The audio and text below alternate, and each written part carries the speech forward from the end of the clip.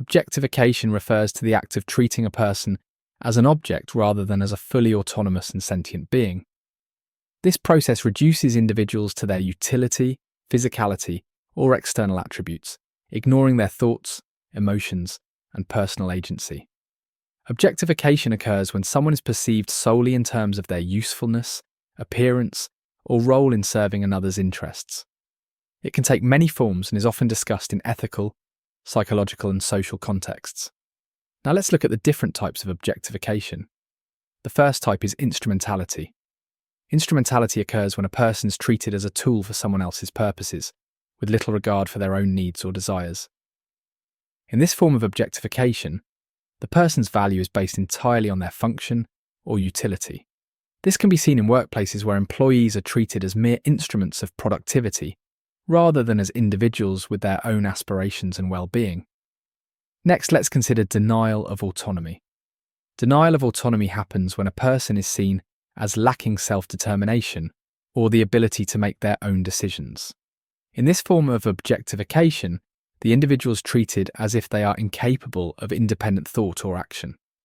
This can manifest in paternalistic relationships, where one party assumes control over another, making choices on their behalf without considering their preferences or consent. Now let's move on to inertness. Inertness involves treating a person as passive, inactive, or incapable of action. This means that the individual is viewed as lacking agency or the ability to influence their surroundings.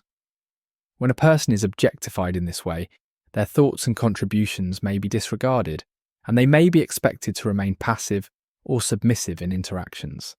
Let's look at fungibility next. Fungibility refers to treating a person as interchangeable with other people or objects. In this form of objectification, the individual is not seen as unique but rather as replaceable. This mindset can be found in industries where people are easily replaced by others without regard for their individuality or contributions. Now let's explore violability. Violability occurs when a person is treated as though their boundaries can be ignored or broken. This means that their integrity, whether physical, emotional, or psychological, is disregarded. In this form of objectification, the individual's right to safety and respect is overlooked, making them vulnerable to mistreatment or harm. Now let's examine denial of subjectivity. Denial of subjectivity means treating a person as though their experiences, thoughts, and feelings do not matter.